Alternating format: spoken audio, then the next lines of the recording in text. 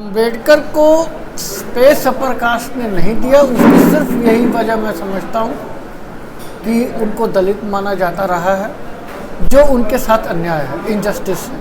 तो मैं समझता हूँ कि अंबेडकर का स्ट्रगल, मतलब कि मैं ये समझता हूँ कि अनप्रेसिडेंटेड स्ट्रगल है, जिसका कि कोई एग्जाम्पल आसपास मिलता नहीं। दोस्तों, इस वक्त मैं जेएनयू के ट्रिपल एस कैंटीन में हूँ और मेरे साथ हैं संजीव मिश्रा, जो यहाँ पे एमए कर रहे हैं सोशियोलॉजी सेंटर में। खुद को मार्क्सवादी कहते हैं, लेकिन बाबा साहब अम्बेडकर की विचारधारा से काफ़ी प्रभावित हैं। तो हम इनसे अम्बेडकर जी के थॉट के बारे में और स्वर्ण समाज के बीच में अम्बेडकर को लेके क्या सोच है, इसके बारे में हम इनसे सवाल करेंगे। अम्बेडकर जैसा व्यक्ति, कर्मठ व्यक्ति, जो कि अपनी लाइफ में, जिसको बोलते हैं ना फिनिक्स टू द एशेस, वो एकदम डाउन ट्रॉडन फैमिली से आते हैं और डाउन ट्रॉडन कास्ट से भी आते हैं, जैसा कि वो छुपाने की उन्होंने कभी भी कोशिश नहीं की। उसके बदले में उनको बहुत हार्डशिप फेस करनी पड़ी अपनी लाइफ में, लेकिन उन्होंने कभी भी इस बात को छुपाया नहीं। और हमने भी थोड़ा बहुत जाना है उनकी लाइफ के बारे में कि जब वो लंदन में थे, फिर अमेरिका में थे, या फिर जब वो इंडिया में आए, तो उनके लिए टोटली कंट्रास्ट सिचुएशंस थी। अंबेडकर जी बोलते थे कि जब अमेरिका में मैं था तो मुझे कोई फ़र्क नहीं था कि मैं ब्लैक से बात कर रहा हूँ, वाइट से बात कर रहा हूँ, मेरी एजुकेशन मेरे लिए इनफ थी। लेकिन जब मैं हिंदुस्तान आया तो मुझे पता चला कि मैं डाउन ट्रॉडन कास्ट से हूँ, और चाहे कुछ भी कितना भी एजुकेटेड मैं हो जाऊँ, मुझे ये लोग डाउन ट्रॉडन ही समझेंगे। लेकिन उनकी स्ट्रगल जो भी थी, उस ज़माने के हिसाब से भी नहीं, बल्कि आज के ज़माने के हिसाब से, जबकि 75 साल देश हो चुके हैं, उस तरह का जो एफर्ट उन्होंने दिखाया था एजुकेशन के लिए, डेमोक्रेसी के लिए, अपने लोगों के लिए, इंडियन लोगों के लिए, वो हमेशा ही एक रेलेवेंट एग्जाम्पल बन के रहेगी। अंबेडकर ने 12 एमए किए थे, 2 पीएचडी की थी, और दोनों ही पीएचडी उनकी फॉरेन यूनिवर्सिटी से हैं। और आज के ज़माने में किसी की एक पीएचडी फॉरेन यूनिवर्सिटी से हो जाए तो वो भी अपने आप में कमाल है, जबकि देश को आज़ाद हुए 75 साल से ऊपर हो। तो मैं समझता हूँ कि अंबेडकर का स्ट्रगल, मतलब कि मैं ये समझता हूँ कि अनप्रेसिडेंटेड स्ट्रगल है, जिसका कि कोई एग्जाम्पल आसपास मिलता नहीं। जहाँ तक उनके थॉट प्रोसेस की बात करेंगे, उन्होंने जो भी जहर समाज से पाया, हालांकि शाहिर का एक शेर है कि वो कहते हैं कि हम गमज़दा हैं लाए कहाँ से खुशी के गीत, देंगे वही जो पाएंगे इस ज़िंदगी से हम।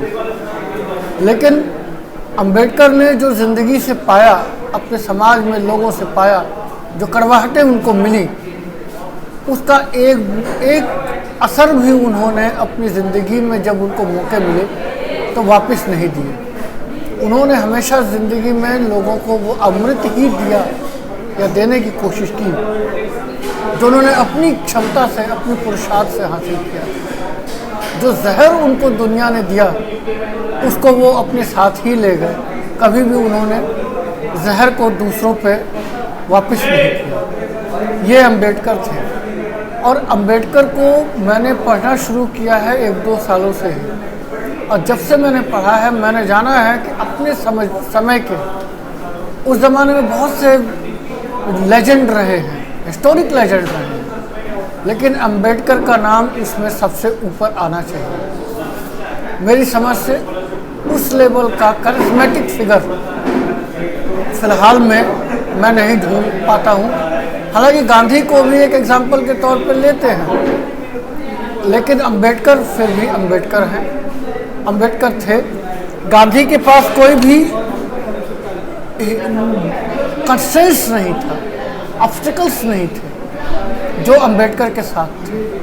तो मैं समझता हूँ अंबेडकर का स्ट्रगल, अंबेडकर की हार्डशिप, उस ज़माने के जितने भी हिस्टोरिक लेजेंड्स थे, उन सब में सबसे बेटर थे, सबसे बेस्ट थे। जो लोग वंचित हैं किसी भी तरह से, किसी भी तरह के ऑब्स्टेकल जो झेल रहे हैं, उनके लिए बाबा साहब अम्बेडकर की जो टीचिंग्स है, उनके जो स्ट्रगल है, वो कैसे इम्पोर्टेंट हैं? आप अपनी ज़िंदगी में उनको कैसे अहम पाते हैं? देखिए, अम्बेडकर साहब ने तो डाउन ट्रॉडन के लिए, डिप्राइव्ड सेक्शन ऑफ सोसाइटी के लिए ही काम किया और उनकी ही आवाज़ बनने की कोशिश की है। और रही बात, उन्होंने बोला कि जितने ही डिप्राइव्ड सेक्शन, डिसएडवांटेज सेक्शन के लोग हैं सोसाइटी में, एग्जिस्ट करते हैं, उनको अपने अगर एक्सप्लॉयटेशन से बचना है तो एजुकेशन सबसे बड़ा टूल है। यानी मॉडर्न एजुकेशन सबसे बड़ा टूल है। उनको एजुकेशन लेनी चाहिए हर कीमत पे। और हालांकि मैं मार्क्सिस्ट हूँ, मार्क्सिस्ट होने के नाते मार्क्स अपने आप को डिसिस्ट नहीं करता है वायलेंस से।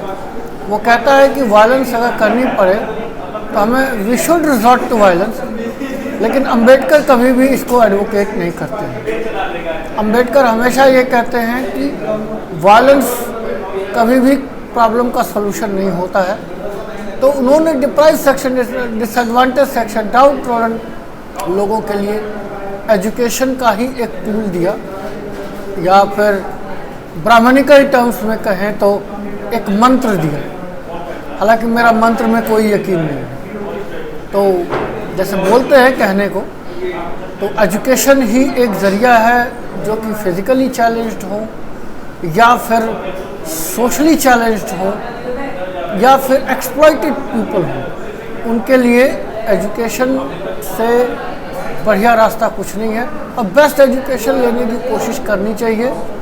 इंस्टीट्यूशन आपको फैसिलिटेट ही कर सकता है, एफर्ट तो आपको खुद करने होंगे। और यदि आपका कोई राइट कंस्ट्रेंड हो रहा हो, हैम्पर हो रहा हो, तो राइटफुल तरीके से इसी सिस्टम में रहते हुए जब तक जस्टफुल सोसाइटी की आपको उम्मीद है, जस्टफुल तरीके से उसको पाने की कोशिश करनी चाहिए। अपने एजुकेशन के थ्रू, अपने एफर्ट के थ्रू, अपने रेजिलियंस के थ्रू। मेरा तो यही मानना है। अच्छा संजीव जी, आप ऐसे समाज से आते हैं जिनको स्वर्ण कहा जाता है, जिनको ऊंची जाति कहा जाता है, उनके बीच में अंबेडकर जी को जितना रेस्पेक्ट मिलना चाहिए बहुत सारे लोग नहीं दे पाते और उनको लगता है कि अंबेडकर दलितों के ही लीडर थे। इन लोगों के बारे में आप क्या कहेंगे, क्या पैगाम है? देखिए, अंबेडकर दलितों के लीडर इसलिए कहे जाते हैं उनके टर्म्स में, अपर कास्ट के टर्म्स में, कि वो दलित सोसाइटी से ही आते थे। लेकिन अगर वो दलितों के ही लीडर होते, जैसा कि क्लेम किया जाता है अपर कास्ट के थ्रू, तो ड्राफ्टिंग कमेटी में वो चेयरमैन थे, कॉन्स्टिट्यूशन बनाने में उनका बहुत बड़ा योगदान रहा है, कंट्रीब्यूशन रहा है। तो कुछ तो वो ऐसा करते जिससे ऐसा रिफ्लेक्शन जाता कि वो अपर कास्ट के खिलाफ है या प्रो दलित हो रहे हैं। लेकिन उन्होंने कहीं पर भी ऐसा रिफ्लेक्शन नहीं दिया, कोई कहीं भी ऐसा इंप्रेशन नहीं दिया। उन्होंने फंडामेंटल राइट्स की बात की तो सबके फंडामेंटल राइट्स की बात की। उन्होंने डायरेक्टिव प्रिंसिपल स्टेट पॉलिसीज़ की बात की, उसमें भी कहीं एक्सप्लॉयटेशन नहीं दिखता है। तो मैं नहीं समझता हूँ कि ये एलिगेशन उन पर सही लगता है। हाँ, अंबेडकर को स्पेस अपर कास्ट ने नहीं दिया, उसकी सिर्फ यही वजह मैं समझता हूँ कि उनको दलित माना जाता रहा है, जो उनके साथ अन्याय है, इनजस्टिस है।